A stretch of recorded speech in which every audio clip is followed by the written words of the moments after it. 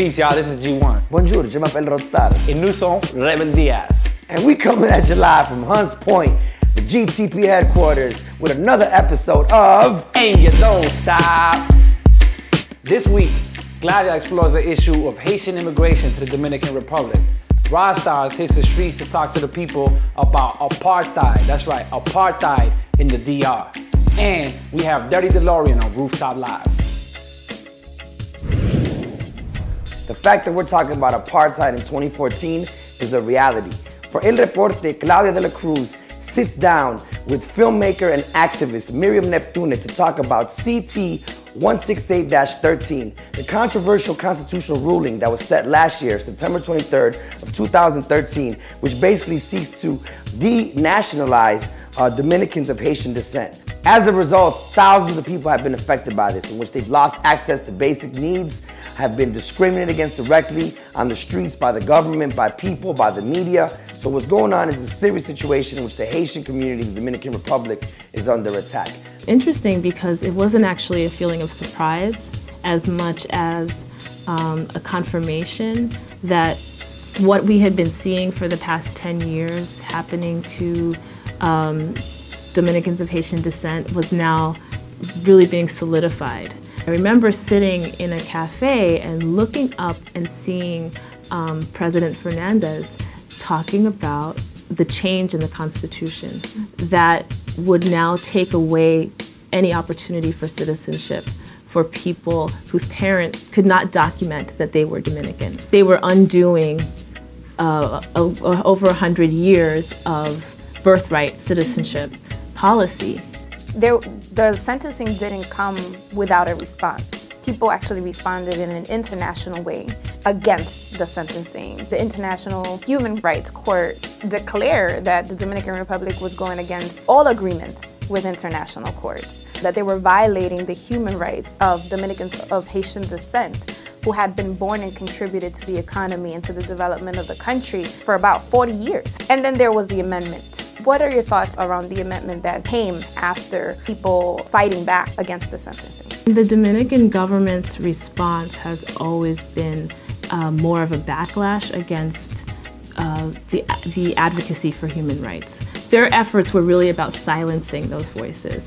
The way they satisfied that activism was by giving only a fraction of the people who had been denationalized back their citizenship. Something like 24,000 people who are now going to be able to exercise citizenship. But then they want the majority of the people who are affected to try to go through a naturalization process. And that is just a total hypocrisy, because how do you naturalize when you're not an immigrant, when you're actually a citizen of a place? The people who are most affected by this, they are speaking out. There are organizations in the Dominican Republic where people have said, no way, we are not going to accept naturalization because we are not immigrants. Movimiento Unidos de Mujeres Dominicana Haitiana. You can see it in the movement of Ana Belique and the people who are part of Reconocido. They're putting their feet in the ground and saying, no, we're not going to go, right? So it's really, I think, important for Dominicans in the U.S. and Haitians in the U.S. to support them and to not fall into the mythologies of difference that are being conveniently used to control us. There are a lot of Dominican Haitians living in New York City, and in Brooklyn. There are a lot of blended families. There are, just like we had at the border, and we still have, like, the people defy these boundaries that are placed on us. However, there is a lot of racism, and it's internalized, and it's actualized in our relationships, and the fact that the Haitians hear Dominicans using language that is constantly dehumanizing them. Peace, y'all. This is Rodstars coming at you from Washington Heights, Dominican community in New York City.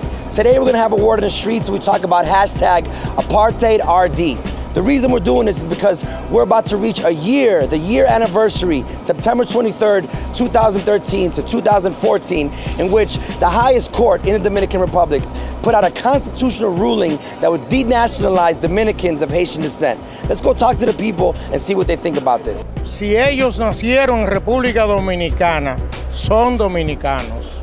No hay por qué decirle venir ahora después de 50 años, venga alguien a decirle que no son dominicanos y que tienen que hacerse dominicanos. Eso es una porquería más del sistema que nos está dirigiendo. Bueno, lo que pasa es que, imagínate, si le fuéramos a dar la nacionalidad a todos los hijos de haitianos, entonces nos llenaríamos de haitianos. O sea, no sé, eso es un proceso legal que debería de ser así, pues. Si mi hijo nace aquí, pues mi hijo es americano. O sea, yo pienso que los que nacen en Santo Domingo pueden ser dominicanos. Somos hermanos todos.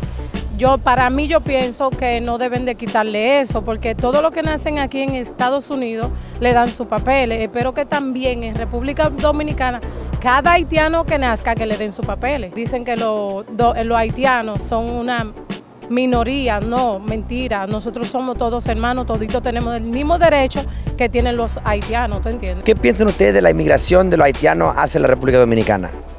Bueno, ¿cómo decirte? Con nosotros con los haitianos, no...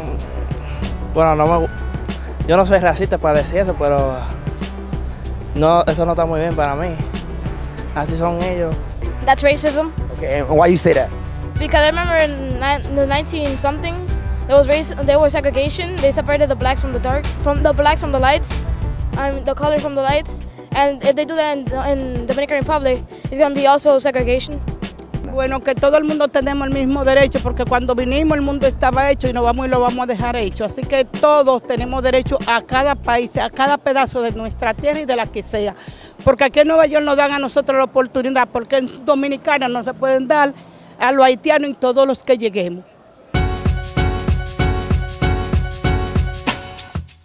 Yes, y'all, for Rooftop Live, you had Lus and Koi. So tell us a little bit, y'all, about the work and the music that you all put together as a duo. The cool story about it is that we've known each other for about 6 months. Meeting him, like, guided me in the way that I wanted to go musically. The songs of the album, I feel like the only way you're gonna get them to the people is to take it to the people. So we've been hitting up the trains, taking it to the beach, and like people are really vibing with our stuff.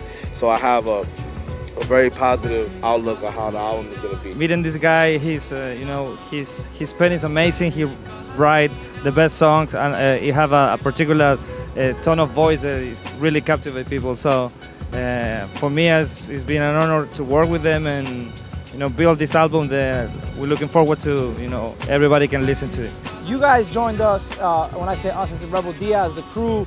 You were recently in Europe, and I know that you guys saw what we saw, which was a lot of spaces where culture was freely practiced. If you could share a little bit about your perspective and how it may have changed after coming back and seeing these spaces that you could create culture in and not have the restrictions that sometimes we face too often here in the United States. I'm half Italian. I've been to Italy a few times in my life. And I knew there was a whole bunch of abandoned places, but I had no idea that people were taking over these spaces.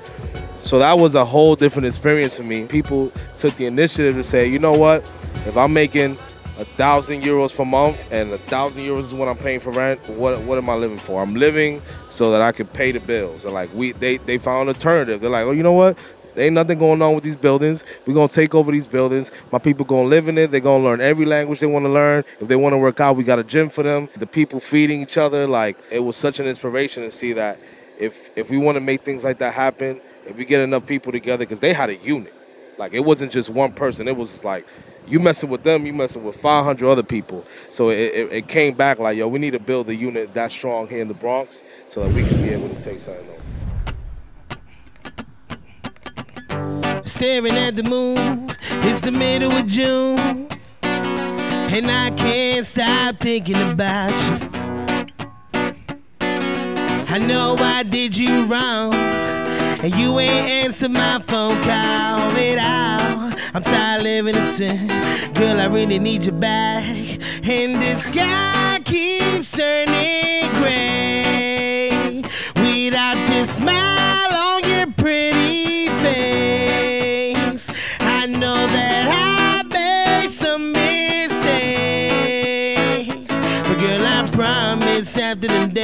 and everything's gonna be okay. So give me just one more chance. Say me this one last dance. I know it's getting hot, but we could find it in our heart. We'll be good, yeah. Let me try to let go of the lies. I know I'd have said that too many times. This bottle of liquor is holding my pain.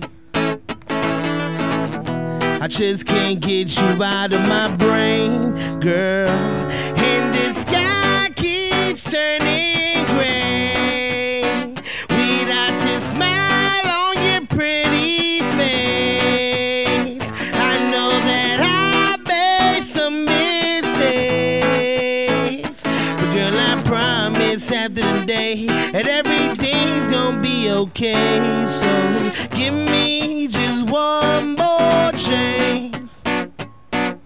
Say me this one